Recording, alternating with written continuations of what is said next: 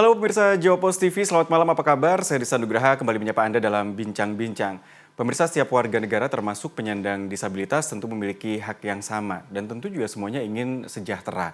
Nah, ini menjadi tugas atau kehadiran dari pemerintah untuk bisa memperhatikan bagi kalangan penyandang disabilitas. Di pemerintah daerah Provinsi Jawa Timur, pemirsa, ini juga menjadi perhatian. Namun di sisi lain, ada perda-perda yang ternyata ini juga perlu adanya penyegaran.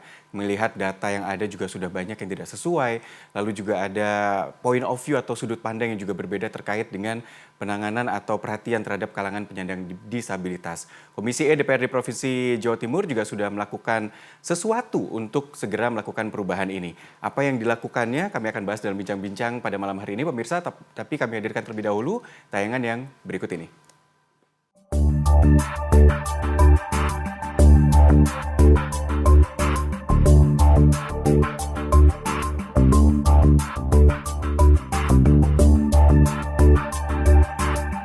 Pembahasan rancangan peraturan daerah tentang perlindungan penyandang disabilitas di Jawa Timur terus berlanjut. Komisi E DPRD Jatim menilai perda lama sudah tidak relevan dan perlu direvisi total agar lebih berpihak pada hak asasi manusia.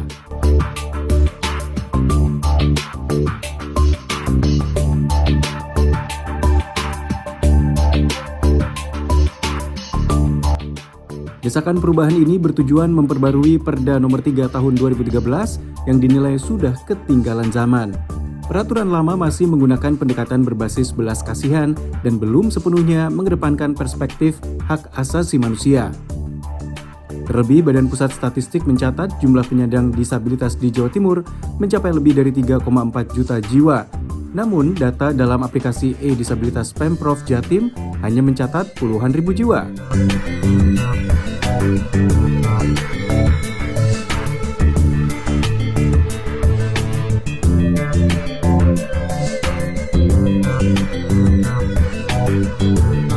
Wacana pembentukan komisi daerah nantinya akan berfungsi sebagai pengawas independen, termasuk memastikan infrastruktur ramah disabilitas dan pemenuhan kuota 2% pegawai disabilitas.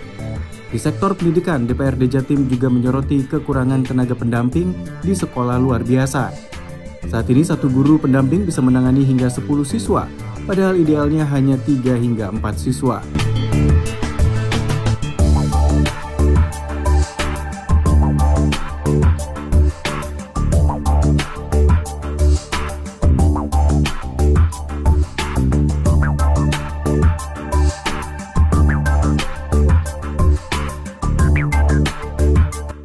Diharapkan perda baru ini mampu memberikan perlindungan lebih kuat dan menciptakan lingkungan yang inklusif bagi penyandang disabilitas di Jawa Timur.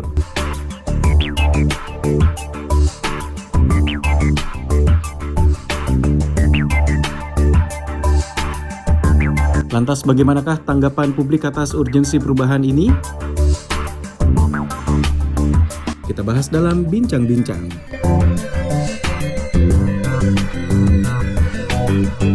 Ya, untuk membahas topik ini pemirsa, saya sudah bersama dengan narasumber-narasumber yang pada malam hari ini sudah hadir di studio bersama saya. Ada Ketua Komisi E DPRD Provinsi Jawa Timur, Ibu Sri Untari. Selamat malam Bu Sri, Assalamualaikum. Malam Mas Desta. Saya panggilnya biasanya Bu Tari. Iya. Sehat Bu Tari? Alhamdulillah baik Mas. Didampingi juga malam hari ini oleh Bu Laksmi, Ketua JK2SI Jaringan Kewirausahaan dan Ketenagakerjaan Sosial Indonesia. Bu Laksmi, selamat malam. Selamat malam Mas Desta. Terima kasih hadir di sini Bu Laksmi untuk membahas terkait dengan topik ini. Iya. Dan tentu juga didampingi kembali juga oleh Pak Profesor Warsono, Ketua Dewan Pendidikan Provinsi Jawa Timur. Prof. Warsono, apa kabar? Baik, Alhamdulillah sehat Mas. Terima kasih Prof. Warsono. Nanti saya juga bahas terkait dengan pendidikan bagi kalangan penyandang disabilitas nih, karena juga menarik. Meskipun mungkin di beberapa waktu belakangan ini sudah pendidikan inklusif ini sudah menjadi perhatian. Nah, tapi ternyata ada kendala-kendala juga di lapangan terkait dengan jumlah pendamping yang ternyata tidak sesuai. Kami akan bahas usai jeda pemirsa.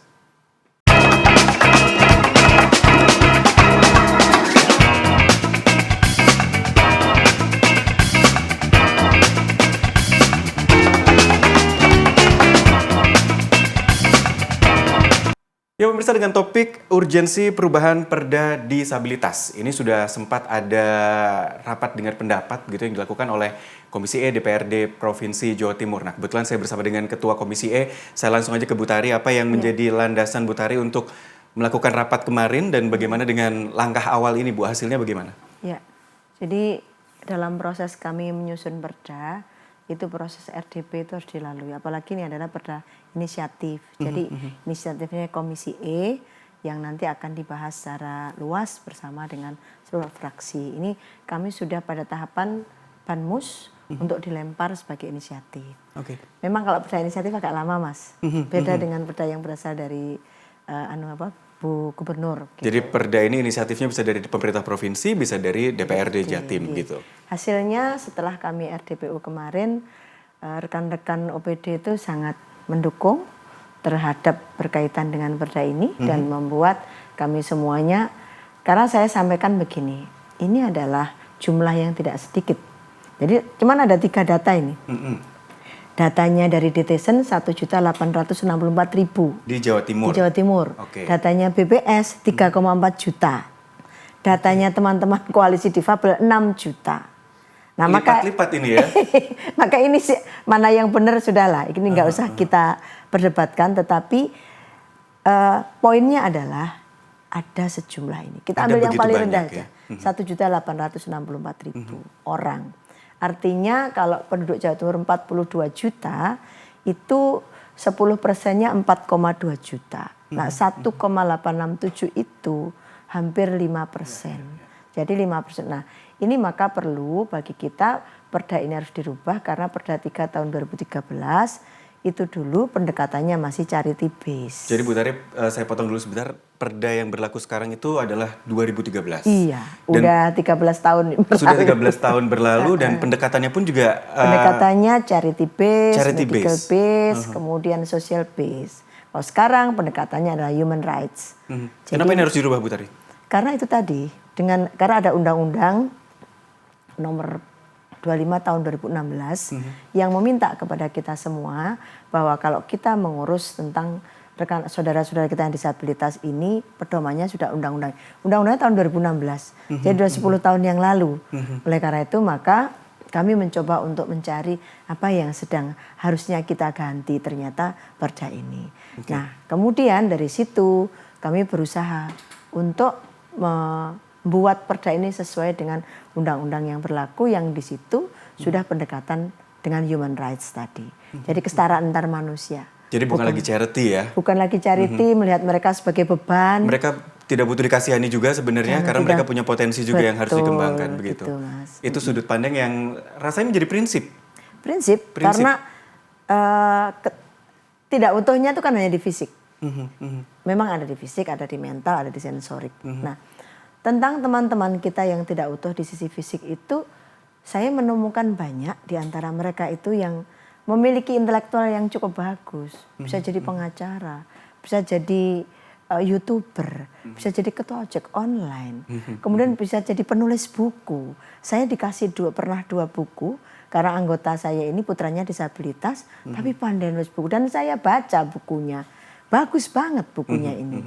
Nah untuk itu, dengan pendekatan human rights ini akan menjadi lengkap bahwa mereka adalah manusia, bukan beban. Mereka harus kita lindungi, kita berdayakan agar tumbuh seperti manusia-manusia yang lain. Inilah yang melandasi inisiatif dari DPRD Provinsi Jawa Timur, pemirsa, untuk merubah perda yang memang 2013 perdanya ada, 2016 ada undang-undang baru yang seharusnya juga harus bisa merubah perda ini, dan di tahun ini ada inisiatif dari DPRD Provinsi Jawa Timur.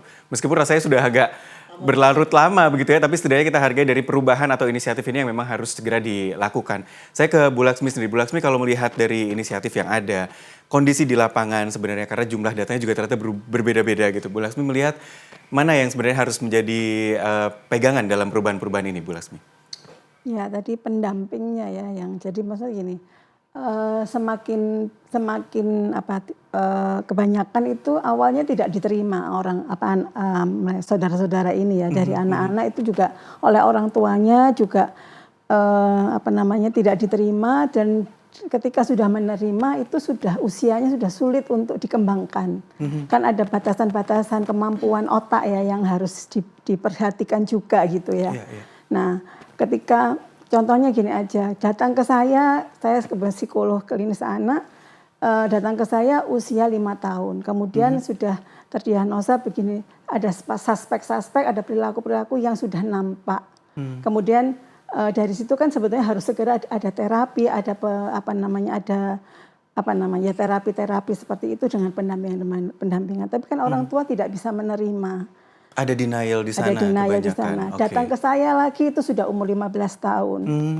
Kan sudah banyak hal yang terjadi pada anak-anak ini yang tidak terdampingi dengan baik. Ya. Nah, tidak terdampingi dengan baik, ada sesuatu yang lost di sini. Itu yang menyebabkan menjadi sulit sekali untuk dikembangkan. Walaupun bukan tidak bisa kan, Allah itu kan maha merubah segalanya ya. Itu kami mesti harus positif di situ. Tapi itu yang menyebabkan menjadi sulit. Makanya pendampingan, sosialisasi, pemahaman kepada orang tua itu yang perlu banget. Itu jadi kunci ya Bu ya? Karena selalu saja masih pendampingnya, yaitu orang tuanya seperti itu. Itu yang perlu dikasih edukasi seperti itu. Oke, karena sebenarnya potensinya lebih bisa digali dari awal, tapi karena ada keterlambatan itu menjadi akhirnya seolah jadi tidak maksimal begitu ya. Itu yang dipandang oleh Bu Laksmi. Saya ke Prof dulu, Prof. Kalau Prof melihat dari data-data dan fakta yang disampaikan Bu Tari tadi seperti apa nih Prof tanggapannya dari Dewan Pendidikan? Ya, oke. Kalau saya melihat dari konsep dasar filosofisnya ya, jadi tadi paradigma dari charity based, social based ke humanity based itu saya kira itu sudah bagus sekali karena bagaimanapun juga setiap manusia itu punya hak asasi. Hak dasarnya adalah hak hidup, hak hidup yang layak. Ya ini. Nah, untuk bisa hidup layak ini Tuhan Allah SWT telah memberi potensi. Jadi apapun kodrat manusianya tadi meskipun itu berkebutuhan khusus pasti punya potensi yang bisa dikembangkan untuk nanti sebagai modal hidup. Nah, potensi inilah yang harus dikembangkan melalui satu pendidikan. Disinilah satu peran dari pendidikan itu adalah membantu mengembangkan potensi manusia agar nanti bisa survive di masa depan atau mengambil peran di masa depan. Nah, persoalannya seringkali potensi-potensi yang ada pada anak-anak kita ini tidak, khususnya anak-anak berkebutuhan khusus, ini tidak terdeteksi dari awal. Bahkan yang normal pun sebetulnya kadang-kadang potensinya di mana sih? Padahal kalau teori Gardner itu kan setiap anak itu punya multiple intelligence, adalah 8 kecerdasan. Nah ini kalau bisa didetek dari awal, maka potensi ini akan bisa dikembangkan lebih efisien, lebih efektif ini. Nah nanti memang sebetulnya peran keluarga itu menjadi penting juga karena keluarga adalah pendidikan yang pertama dan utama. Nah kalau keluarga ini dari awal sudah bisa mengenali potensi anak dan sebagainya, sehingga kalau toh yang normal pun pendidikannya sudah terarah. Yang disabilitas itu ini anak ini potensinya di sini. Sehingga pendidikan yang cocok adalah seperti ini, pendampingannya seperti ini, sarana yang dibutuhkan seperti ini dan sebagainya. Jadi ini saya setuju dengan Ibu Tari karena ini memang humanity based gitu ini karena kita tidak boleh mendiskriminasikan. Kalau kita bicara kemanusiaan itu hanya satu, tidak ada kemanusiaan dua, satu aja. Nggak ada yang di kotak-kotak di situ begitu ya. Itu. Jadi memang haknya harus sama dan ini juga yang menjadi inisiatif dari Komisi E DPRD Provinsi Jawa Timur. Tapi di selanjutnya ketika memang ini sudah menjadi ada perubahan prinsip di sana, sebenarnya apa perincian dari perubahan dari Perda ini yang nanti harapannya bisa dirasakan bagi masyarakat, terutama para penyandang disabilitas ini pemirsa. Kami lanjutkan usai jeda.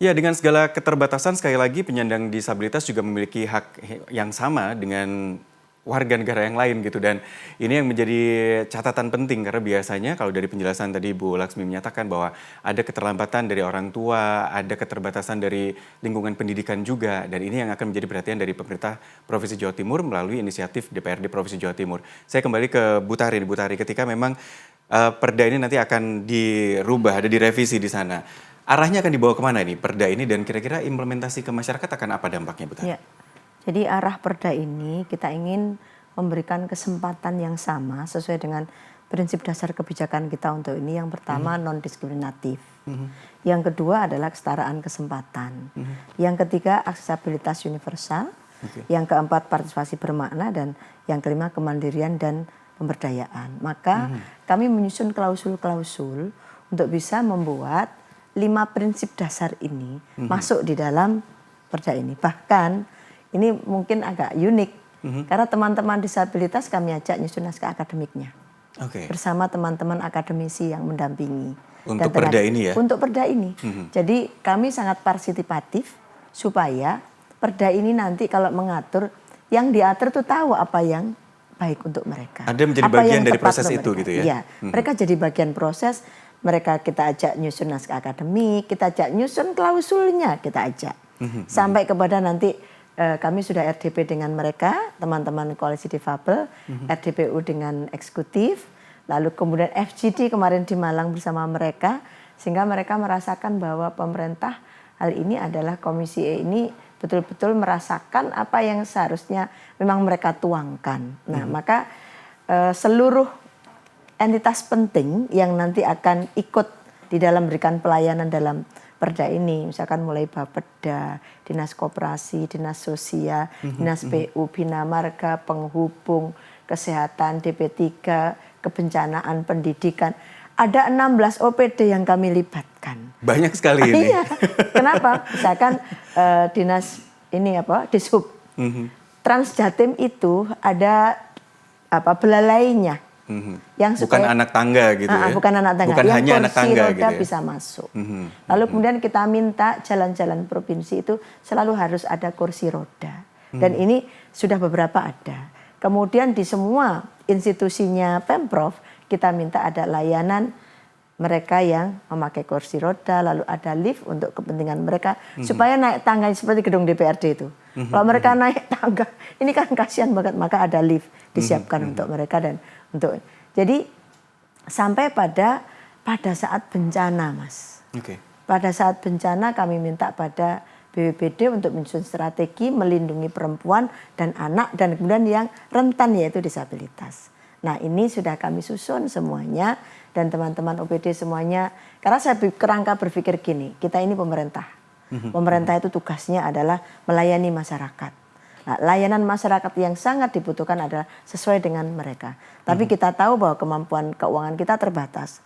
Tapi mereka akan paham dan mengerti kalau kita menyampaikan itu pada mereka dan data dan faktanya seperti ini. Maka dalam perda itu pun kami minta juga lembaga-lembaga CSR itu diaktifkan kembali. Kalau uangnya provinsi kurang, ini kan kewajibannya dulu ada undang-undangnya dan ada perdanya. Bahwa perusahaan-perusahaan yang beroperasi di Jawa Timur, silahkan Anda kumpulkan. Kami minta kepada Bapeda siapa yang mau ditunjuk untuk mengelola ini supaya transparan, akuntabel untuk bisa membantu rekan-rekan kita disabilitas ini. Karena kalau mengandalkan dari anggaran pemerintah Jawa Timur dengan kondisi sekarang yang kita berkurang hampir 8 triliun gara-gara undang-undang AKPD dan TKD dari pusat itu pasti akan sangat terbatas. Kita ajak semua mitra kita untuk bisa membuat saudara-saudara kita yang disabilitas ini mandiri dan berdaya. Karena fasilitas-fasilitas itu banyak yang belum tersedia sehingga harus diadakan baru gitu ya. Dan itu butuh anggaran juga begitu. Termasuk di sisi pendidikan nih. Saya ingin ke Prof terlebih dahulu kalau gitu. Prof, kalau kita bicara terkait dengan pendidikan mungkin ranah lingkupnya pemerintah provinsi ada di SMA gitu ya. Sementara beberapa waktu yang lalu kita sudah tahu bahwa contoh misalnya di Surabaya, SD, SMP atau terutama SD, pendidikan inklusif itu sudah harus dijalankan, guru sudah harus bisa menangani. Bagaimana dengan yang SMA nih, Prof, kalau yang diamati? Ya, sebetulnya kan itu tadi bicaranya pada humanity ya. Jadi SMA, SMP itu kan hanya bagian strata siapa secara administratif yang bertanggung jawab. Tapi ini mestinya menjadi tanggung jawab kita bersama sebagai satu negara ini kan itu. Cuma saya yakin Bu Untari yang membuat perda tadi sudah kompleks sekali, sudah lengkap. Tidak hanya untuk sekolah gitu, tapi melibatkan nanti hak-hak mereka di masyarakat, hak mereka atas pekerjaan, hak mereka untuk di jalanan dan sebagainya. Saya kira sudah sangat komprehensif. Tetapi kalau pendidikan ini kan spesifik. Dalam arti dalam rangka mengembangkan potensinya, maka pendidikan. Nah tentu saja sarana pendidikan itu harus juga disesuaikan dengan kebutuhan mereka. Misalkan tadi jalan, tangga dan sebagainya, lalu peralatan, media, metode medianya harus disesuaikan dengan mereka. Bahkan pelayanan pendidikannya pun cara mengajar berbeda. Karena mendidik anak-anak disabilitas dengan yang normal tentu saja beda ini. Oleh karena itu kan kalau di IKIP itu ada, di LPTK itu ada pendidikan guru luar biasa ya, PLB ya PLB. Jadi karena apa, pendekatannya pun berbeda-beda ini. Jadi oleh karena itu ini memang disiapkan. Nah problemnya seringkali gini, kan kalau saya amati, kalau misalkan kita mau menyediakan suatu pendidikan khusus, itu seringkali agak berat karena jumlahnya kadang-kadang terpencar-pencar ya itu. Sehingga kalau ditempatkan satu tempat, ini kadang-kadang nggak ini. Nah, satu tempat itu seperti kita dulu kenal SLB. Iya, itu, misalkan di SLB-nya di sini, sementara pesertanya, muridnya jauh-jauh kan gitu. Ini. Mestinya kalau misalkan bisa nggak setiap kecamatan tuh ada. Tapi ini kan juga tentu saja butuh biaya ini. Kalau ada sekolahnya nanti kita berharap jangan sampai pertumbuhan jumlah anak-anak ini banyak kan gitu kan. Tetapi itu tetap menjadi tanggung jawab. Oleh karena itu kalau saya lihat sekarang ini digabungkan dengan sekolah-sekolah umum. Nah di sini tentu membutuhkan guru-guru yang paham bagaimana mendekati, mengajar metode dengan anak ini. Dan yang dilakukan adalah kemarin itu adalah guru-guru yang di sekolah di mana ada disabilitas diberikan pelatihan-pelatihan untuk nanti bisa memberikan pendidikan secara khusus. Ini pun menjadi problem. Gimana dia dalam satu kelas atau disendirikan ini? Karena kalau di satu kelas pun juga agak susah gini. Kalau disendirikan sementara ini, jadi memang kompleks. Tetapi kalau misalkan nanti guru-guru BP itu kemudian, kan kalau guru BP kan setiap sekolah ada. Kalau guru BP ini kemudian juga bisa diaktifkan untuk menangani itu, ini saya kira juga sudah bagus. Nah sekarang ada kebijakan mengelatih guru-guru yang pada mulanya memang bukan guru PLB tapi dilatih, dan di ini saya kira bisa itu terjadi. Jadi seperti di Pacitan dulu di sana itu ada banyak anak-anak berkebutuhan khusus itu. Lalu masih di tingkat SD. Lalu pemerintah bupatinya itu minta dengan UNESA pada waktu itu kan UNESA ada PLB untuk dilatih guru-gurunya itu. Paling tidak mendeteksi dari awal, memperlakukan dari awal itu jangan sampai pendekatannya salah. Ya, itu yang bisa dilakukan. Itu masih dari satu skup pendidikan gitu ya. Prof menjelaskan bahwa ya ada beberapa alternatif cara atau solusi yang bisa dilakukan meskipun juga semua butuh effort yang luar biasa rasanya untuk perubahan ini begitu. Bagaimana dengan sisi atau pihak-pihak yang lain gitu? Karena saya dengar juga ada wacana pembentukan komisi disabilitas. Nah ini nanti juga Bu Tari yang akan memberikan detailnya seperti apa. Kami jeda terlebih dahulu, pemirsa, kami akan segera kembali.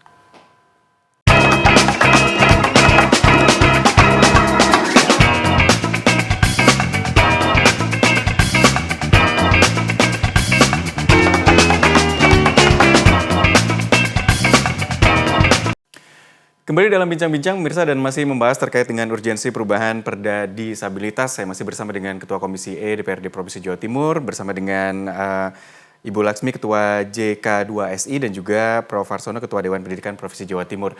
Tadi sudah dibahas juga kalau dari salah satu sisi saja pendidikan, tentu ini juga membutuhkan effort yang luar biasa untuk perubahan ini demi memberikan hak yang sama terhadap para penyandang disabilitas. Saya ke Bu Laksmi terlebih dahulu. Bu Laksmi, saya juga ingin tahu nih pendapat Anda ketika tadi ada penjelasan dari Bu Tari, lalu Pak Prof Warsono juga menjelaskan seperti itu. Pandangan Anda sendiri yang sering Anda temukan di kasus-kasus yang ditangani, sebenarnya apa yang masih belum difasilitasi oleh pemerintah di sana?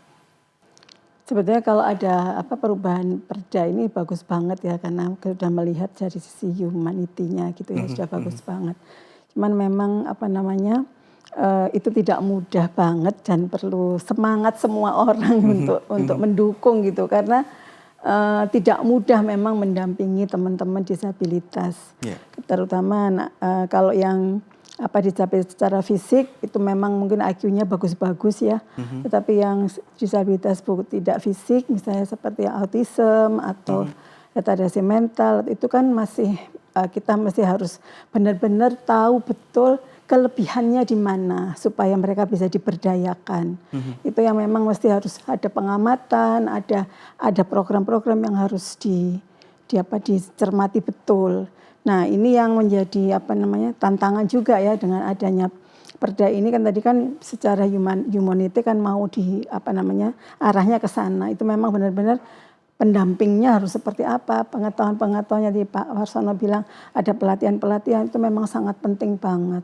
Dan juga pelatihan nggak hanya pada pendamping di sekolah, tapi juga kepada orang tua gitu. Seperti itu karena ya. Maksudnya orang tua ini juga butuh apa? Butuh dilatih juga atau butuh wawasan juga di sana? Butuh wawasan.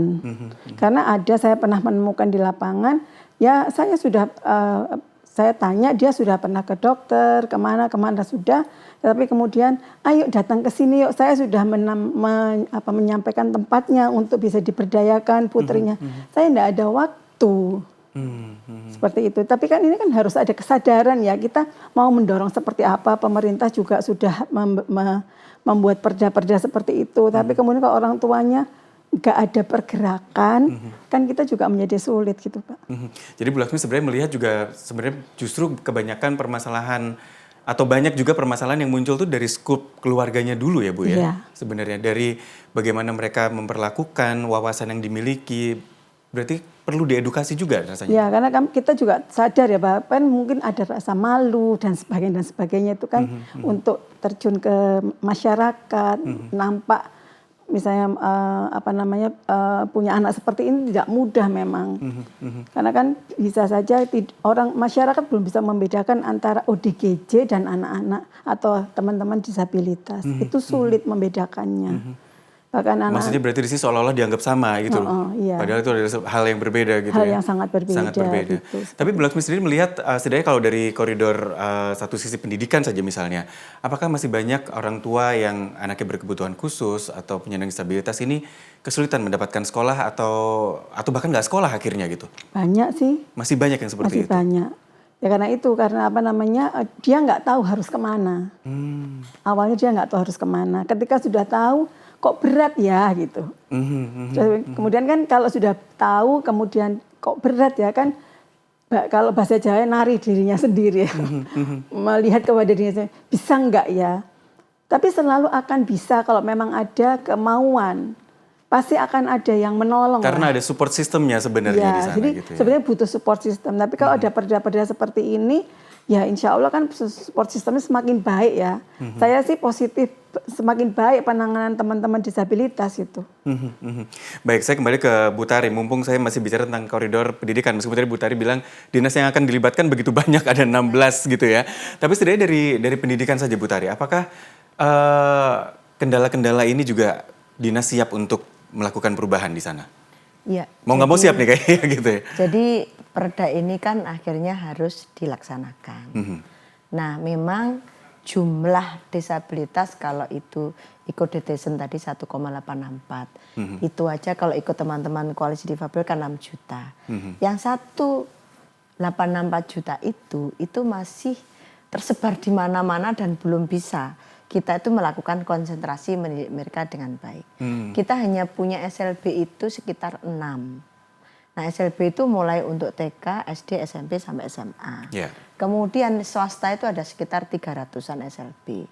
Nah kemarin Kepala Dinas Pendidikan juga menyampaikan pada kami, dengan situasi dan kondisi seperti ini Ibu, memang kami sangat ingin, misalkan ada sekolah-sekolah yang inklusi gitu ya. Inklusi, tapi memang betul Ibu, Bu Laksmi, stigmanya ini masih enak dibullying ini, kayak dibullying kayak gini nih, enak di ini nih orang. Anak-anak ini dianggap bikin mereka itu merasa apa ya, temannya itu tidak nyaman dengan kondisi anak ini. Maka misalkan disabilitasnya pada posisi yang sangat susah untuk mobile gitu ya Mas. Sementara sekolah kita SMA SMK desainnya ke atas. Bertingkat gitu ya. Kenapa? Karena kan tanahnya sempit. Akhirnya desain ke atas ini gimana caranya? Kalau kelas 2 ada di lantai 2, kelas 1 di lantai 1. Terus anak-anak gimana? Saya mikir kemarin sampai, iya Bu, kami memang kesulitan di sini. Tapi kalau gitu kalau buka sekolah inklusi buat anak-anak kita yang ini harus taruh di lantai 1. Jangan taruh di lantai 2 atau lantai 3. Iya Bu.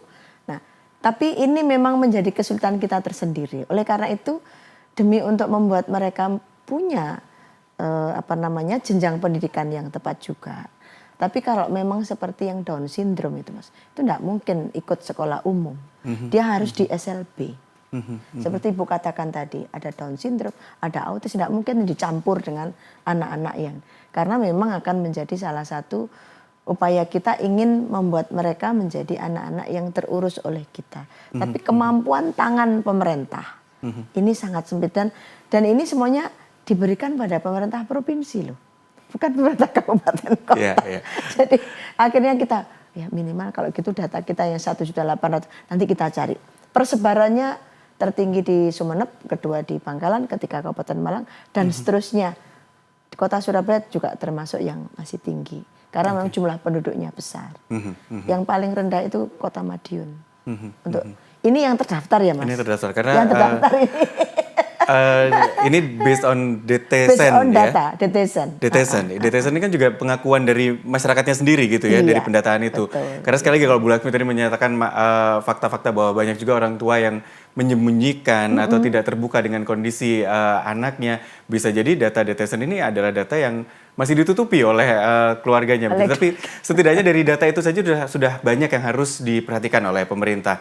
Dan sekali lagi dari penjelasan ini bahwa ternyata tidak hanya orang tua atau keluarga yang memiliki anak penyandang disabilitas yang harus diedukasi, tapi sebenarnya kita semua begitu ya. Kita semua harus bisa menerima dengan baik, menyamakan tanpa harus ada melihat kekurangan ini atau kekurangan itu, dan itu menjadi sesuatu yang sama, haknya juga sama dan tidak ada bullying di sana kalau kata Bu Tari tadi ya. Tapi baiklah, nanti kita lanjutkan usai jeda untuk topik bahasan kali ini. Pemirsa, bincang-bincang akan segera kembali.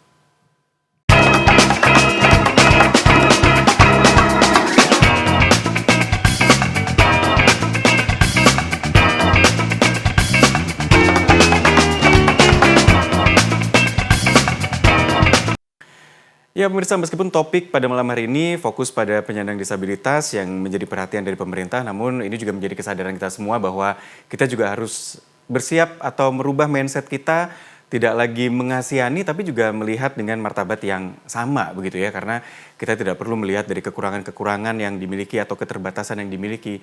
Toh yang tampak sempurna saja pasti juga punya kekurangan dan keterbatasan, jadi tidak ada alasan untuk bisa melihat kekurangan-kekurangan tersebut, justru melihat potensi apa yang bisa dikembangkan dari mereka-mereka yang penyandang disabilitas. Saya kembali ke Bu Tari. Bu Tari, tadi saya sempat sebut bahwa sepertinya ada rencana untuk membentukan komisi disabilitas atau apa, dan ini berkaca pada pemerintah di daerah lain yang juga sudah memiliki itu. Apa yang direncanakan di sana, Bu? Kami kan pernah ke Jogja sama ke Jawa Barat, itu ada komisi disabilitas di sana. Dan kemudian diperbolehkan sama Mendagri. Nah, Perda ini akhir dari proses setelah paripurna kan ada fasilitasi ke Kemendagri. Memang pernah dulu menurut beberapa cerita Mendagri tidak mau. Tapi kami melihat ada pengalaman di Jogja sama di tempat yang lain. Sehingga nanti kami akan tetap menyusun tuh apa sih urgensinya ini. Jadi gini Mas, ini kan sesuatu yang sifatnya jarang orang mau melihat kebijakan untuk disabilitas ini. Apalagi nanti ada di 16 OPD ini. Yang ngawasi ini siapa begitu. Keterbatasan kami sebagai DPRD ngawasi langsung kayak gini kan tidak mungkin. Karena diawasi banyak. Maka dibutuhkanlah komisi disabilitas ini. Yang kami usulkan anggotanya minimal 50% itu dari rekan-rekan disabil. Selebihnya dari akademisi, dari tokoh masyarakat dan sebagainya. Kenapa? Untuk memastikan bahwa semua program yang disusun itu berjalan. Untuk memastikan bahwa rencana aksi daerah terkait dengan ini berjalan. Nah, mudah-mudahan kita akan berjuang sekuat tenaga supaya Mendagri ini mau. Pelayanan publik ada komisinya, pemilu ada komisinya, gitu kan. Kita cobalah dengan faktanya bahwa ada, kalau benar datanya teman-teman Koalisi Difabel ada 6 juta ini kan banyak Mas. 6% lebih, 7% lah penduduk Jawa Timur. Baik itu yang lahir asli maupun karena kecelakaan. Nah ini maka kami harus butuh perhatian, nah perhatian fokusnya biar komisi disabilitas daerah ini akan melaksanakan. Terlebih ini memang dinas yang terlibat ya semua juga harus terlibat gitu ya, sehingga lintas dinas yang diawasi. Kalau komisi E biasanya kan kalau gini koridor dinasnya dengan dinas A, B, C, D mitra kami gitu ya. Itu yang sesuai dengan tatib kan gitu. Kami tidak mungkin misalkan ngawasi Deshub, ya tidak mungkin karena bukan mitra kami gitu. Meskipun perda ini inisiatif dari komisi E misalnya seperti nanti itu. kalau sudah digedok kan DPRD semua. Inisiatifnya DPRD. Tapi Bu Tari melihat bahwa komisi ini perlu gitu ya, dan ini akan sangat membuat perda ini bisa berjalan dengan efektif. Tidak hanya gitu. perlu tapi penting. Penting dan Ya. ini Memastikan pelayanan pada teman-teman disabil itu berjalan. Oke, baik. Saya ke Profesor, kalau gitu gimana melihat rencana ada komisi ini? Apa yang akan menjadi apa ya, misalnya kayak terobosan ketika memang ada komisi ini? Ya, sebetulnya kan kebijakan harus diimplementasikan kan. Lalu siapa yang ngawasi implementasi itu kan? Itu ini karena kalau tidak ada pengawasan, mungkin ide yang bagus, peraturan yang bagus di jalan pelaksananya tidak sejalan dengan gagasan-gagasannya ya itu. Ini jadi saya kira perlu ya ada komisi itu, dan kemudian apalagi tadi kalau Bu Untari bilang nanti anggotanya itu diantaranya adalah 50% mereka, itu akan sangat merasa gitu ya ini. Jadi dia tak paham betul apa sebenarnya yang dibutuhkan dan apa yang seharusnya dilakukan oleh mereka-mereka yang lain. Ada suatu hal yang sebenarnya perlu kita rubah dalam paradigma kita. Tadi saya di luar saya setuju dengan apa yang disampaikan oleh Bu Untari, yaitu if I were you. Jadi kita harus memandang semua orang itu sama, tetapi cara memandang supaya kita merasa sama itu apa? Mengandaikan seandainya aku jadi dia seperti apa? Karena tidak ada anak disabilitas itu yang mau lahir dengan disabilitas atau dalam praktek hidupnya seperti itu, tidak ada. Tetapi itu adalah fakta yang sudah harus diterima. Nah, kita dalam rangka ini membangun numbuhkan rasa empatinya itu dengan if I were you, seandainya aku jadi dia, seandainya aku punya anak seperti dia, sehingga ini akan mendorong empati dan rasa tanggung jawab bersama. Bahkan seperti tadi, sedikit tadi, ini mungkin saya selalu mengatakan gini, anak itu secara biologis anak orang tua, tapi secara sosiologis itu anak masyarakat. Secara politis, kita sama-sama begitu ya. Secara politis anak negara gitu. Jadi meskipun hanya berapa persen tadi itu, kalau nanti kita tidak didik dengan baik, kita tidak bantu dengan baik, ya akan jadi beban kita. Tetapi kita harapkan dia itu mampu mandiri, paling tidak itu ini, sehingga paling tidak beban dari orang lain, masyarakat itu bisa dihindari. Nah, itu bisa ditempuh melalui satu pendidikan dan juga memberikan fasilitas-fasilitas kerja, fasilitas ini sesuai dengan kondisinya itu. Jadi ini humanity yang harus kita bangun, kesadaran untuk bahwa tadi saya katakan kemanusiaan itu hanya satu gitu. Jadi kita nggak bisa membeda-bedakan ini. Betul, betul. If I were you, ya, gitu ya. if I were you. Jadi kalau dari dulu dari masih di Kota Malang, nyusun perda saya pasti pakai prinsip itu, if I were you. Kalau saya jadi yang saya atur ini, maka partisipatif, mendengarkan mereka itu sangat saya butuhkan. Sehingga perda itu bisa terlaksana. Kalau kita mindsetnya maunya kita aja, yang diatur nggak diajak bicara, next day saya akan jadi masyarakat juga. Terbatas waktu kan apa yang ada di saya ini hari ini, batas waktu saya sampai tahun 2029. Batas waktu jabatan periode ini maksudnya ya. Jabatannya sampai 2029, maka sampai dengan itu gimana caranya menyusun perda betul-betul if I were you. Itu yang saya empati yang saya tempatkan pada diri saya untuk kepentingan masyarakat. Sehingga harapannya memang raperda ini nanti ketika memang sudah menjadi perda ya tepat bisa dilaksanakan begitu ya, dan memang berdampak untuk masyarakat begitu. Tapi saya setuju sekali dengan pendapat Prof tadi bahwa ya kita harus bisa punya empati. Mungkin bukan anak biologis kita, tapi kalau ada di lingkungan kita harus jaga bersama. Oleh negara itu adalah anak negara. Tapi kembali lagi di koridor keluarga, saya kembali ke Bu Laksmi. Bu Laksmi sendiri kalau melihat, kalau tadi kita sudah melihat dari yang mereka-mereka yang mungkin kurang teredukasi dan sebagainya, tapi bagaimana dengan penanganan ketika anak-anak ini sudah ditangani dengan tepat? Mungkin Bu Laksmi juga bisa memberikan wawasan bagi kita. Sampai kemana mereka nantinya gitu? Apakah pada saat mencari kerja akhirnya susah, atau bahkan memang ada yang sukses di sana, Bu? Oh, yang sukses banyak ya, Mas.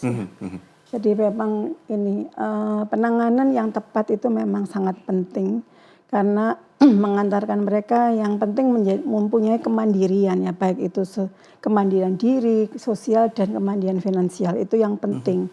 Karena membesarkan anak-anak dengan disabilitas seperti ini tuh biayanya besar sekali gitu ya. Seperti itu. Jadi kalau ketika anak-anak ini sudah punya kemandirian ekonomi, itu bisa mensupport orang tuanya. Kan orang tua semakin lama semakin sepuh ya. Dan mungkin sudah tidak menghasilkan finansial yang cukup lagi gitu. Tapi anak-anak ini bisa loh menghasilkan finansial yang cukup bagus. Kalau memang mereka disupport betul ketika dia misalnya bakat minatnya melukis, kemudian lukisan itu bisa akhirnya dijual seperti itu ya, dan banyak sekali yang akan membeli walau tidak dengan karena kasihan. Jadi memang betul-betul karyanya ini kita dampingi betul supaya bagus, pantas untuk dijual gitu. Seperti itu. Itu bisa mensupport orang tua ketika membesarkan anak-anak ini. Kemudian ya tentu saja prosesnya memang tidak mudah dan pasti harus ditangani dengan sebaik-baiknya. Ada kebetulan anak bini saya ada yang pelukis, kemudian ada yang jual sablon gitu ya. Lukisannya itu dibuatkan di kaos gitu, itu juga laku keras seperti itu. Atau dibuatkan kayak goodie bag gitu ya, tas-tas itu dia melukis langsung. Jadi dia lihat misalnya ikan di kolam itu dia melukis langsung, menggambar memakai krayon yang untuk kain itu ya, seperti itu juga laku keras sekali. Mereka berkarya, karyanya punya nilai dan itu yang bisa menjadi hasil juga untuk mereka begitu, dan itu sekali lagi memang butuh pendampingan dari awal, penanganan yang juga tepat.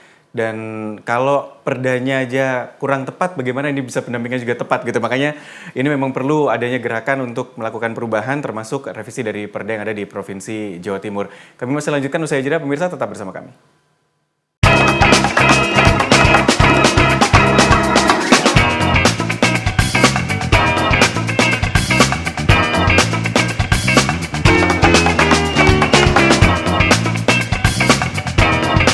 Kembali dalam bincang-bincang, pemirsa, kami masih terus membahas terkait dengan urgensi perubahan perda ini yang ada di Provinsi Jawa Timur. Saya kembali ke Bu Tari terlebih dahulu. Bu Tari, perda berjalan gitu ya, targetnya sudah disebutkan, tapi prosesnya tadi Bu Tari di awal biasanya nggak mudah nih ketika inisiatif dari DPRD. Akan berapa lama ini kira-kira perda ini berproses gitu untuk bisa ada hasilnya dan ada perdanya yang bisa dilaksanakan? Kami mentargetkan September selesai.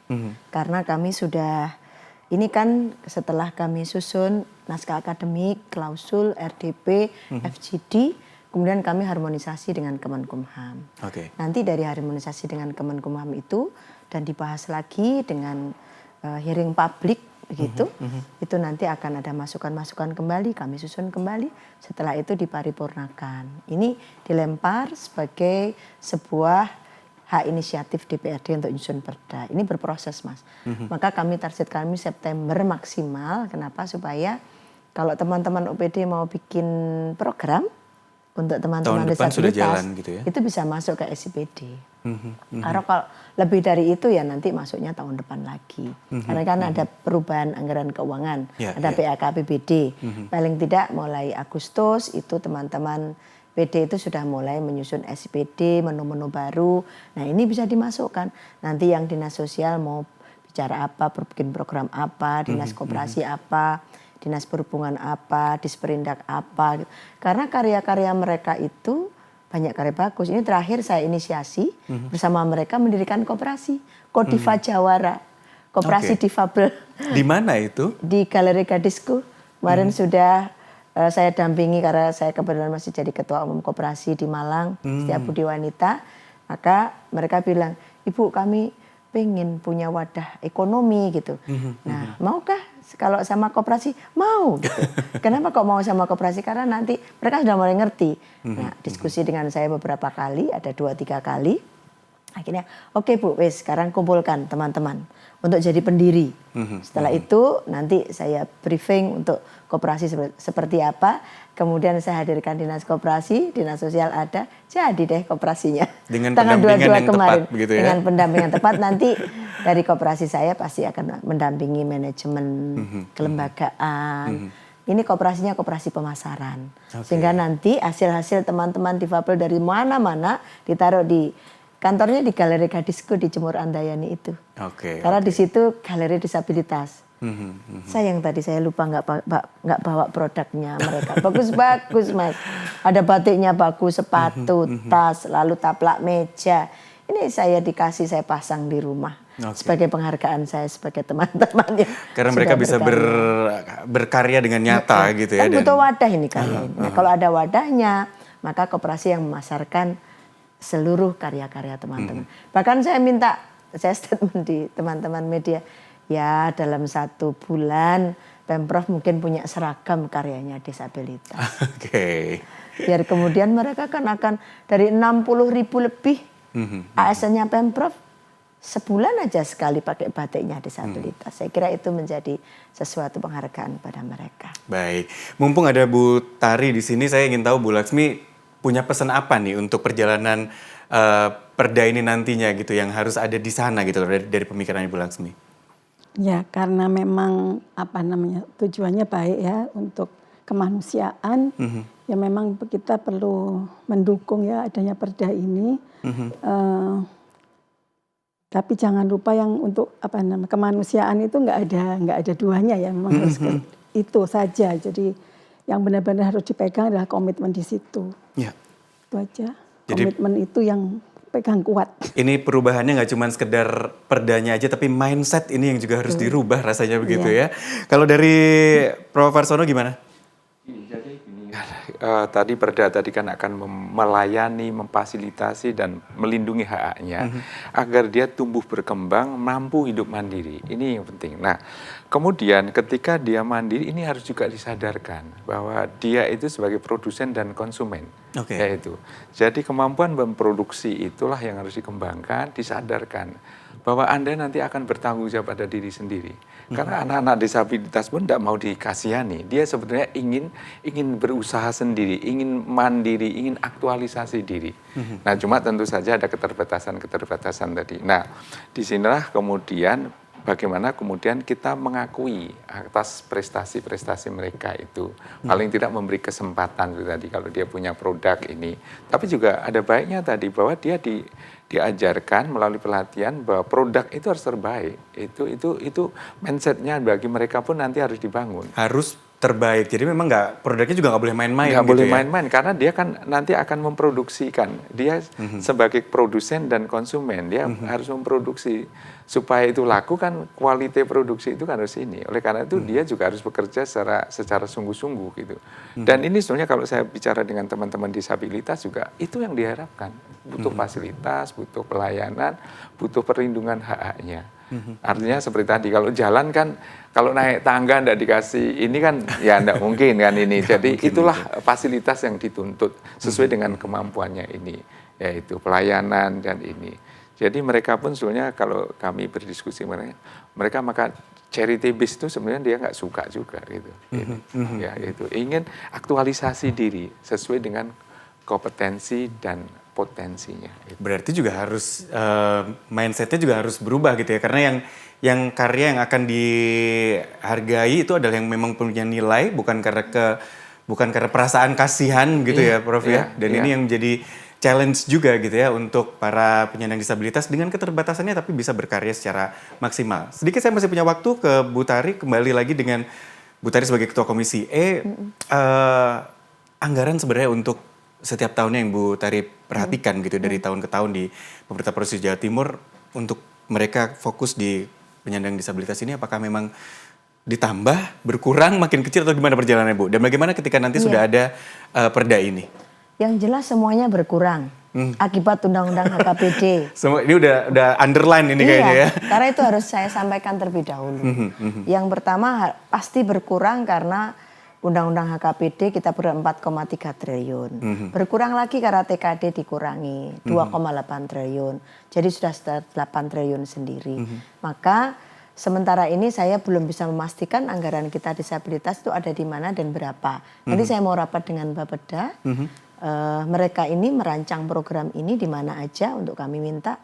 Dan berikutnya setelah perda ini menjadi satu kesatuan dengan upaya kita untuk memberdayakan mereka, kita harus fokus juga. Nanti yang ngurus bagaimana melatih mereka, ada Disnaker, ada Dinas Koperasi, ada kemudian ini apa namanya Dinas Disperindak. Nanti yang mendisplay mereka selain Kodiva Jawara, tapi bagaimana mereka juga dikenalkan dengan market-market yang besar. Yang bisa diakses oleh ini. Kemudian bagaimana kesehatan mereka ini, bahkan kemarin di dalam RDP itu saya minta pada Dinkes, gimana kalau semua anak-anak kita yang difabel, yang kondisinya, karena ada difabel itu ada 3 kategori Mas, ringan, sedang, berat. Yang berat ini campuran ini, macam-macam yang dia alami. Nah yang campuran kayak begini perlu untuk diberikan semacam, bukan eksklusif ya, tetapi kita yang harus peka bahwa mereka harus kita lindungi, orang tuanya sudah nggak punya, anaknya begini. Gimana caranya kita bebaskan? Saya bilang gitu. Bukan hanya visum. Gimana cara semuanya kita bebaskan? Kita punya pihak Kesmaskin. Ayo kita bebaskan pakai cara itu. Itu baktinya pemerintah Jawa Timur pada rakyatnya. Lagi dipikir ini Mas.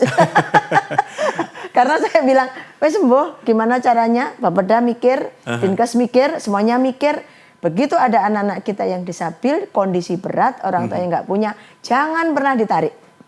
Itu rasa kemanusiaan kita di situ. Saya bilang gitu, ya Bu kami pikirkan dulu bagaimana caranya.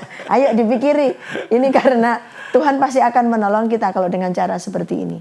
Kalau enggak kita cuman, halah wong dia disabil ya biar saja, jangan begitu. Nah, inilah Mas yang saya minta, memang empati kita harus kuat banget. Jadi kami di Komisi E, kebetulan teman-teman Komisi E itu betul-betul fokus. Bahas perda ini yang datang banyak Mas. Banyak datang karena mereka masih masukan, mendengarkan masukan. Dan alhamdulillah mungkin karena sudah waktunya juga. Fasenya kita untuk melihat human rights ini sebagai salah satu pendekatan yang harus dilakukan. Maka semua unsur ini mendukung ini. Alhamdulillah banget ini. Matur nuwun pada semuanya. Kabar bahagia, jadi ada perubahan prinsip dari perda ini juga sudah menjadi kabar bahagia nantinya. Lalu ternyata juga wakil-wakil kita di Komisi E juga semangat untuk memberikan sumbangsi pemikiran, ini juga menjadi kabar bahagia. Dan mudahan memang dengan anggaran yang juga terbatas gitu ya. Anggaran yang terbatas bisa memfasilitasi keluarga atau saudara kita yang memang punya keterbatasan untuk bisa berkarya secara maksimal dan dipandang sama gitu ya, tidak harus dilihat dari sisi kekurangan atau belas kasihan, tapi bagaimana ini memanusiakan manusia. Terima kasih Bu Tari, terima kasih Bu Laksmi, dan juga terima kasih Prof sudah hadir bersama kami di Bincang-Bincang malam hari ini pemirsa, dan terima kasih atas kebersamaan Anda sekali lagi menjadi pembelajaran kita bersama untuk merubah mindset kita, tidak hanya dari kalangan keluarga yang memiliki anak atau anggota keluarga yang dari kalangan disabilitas, tapi juga kita semua untuk memandang manusia sama haknya. Terima kasih sekali lagi, saya Desa Nugraha pamit dari Bincang-Bincang. Selamat malam, sampai jumpa.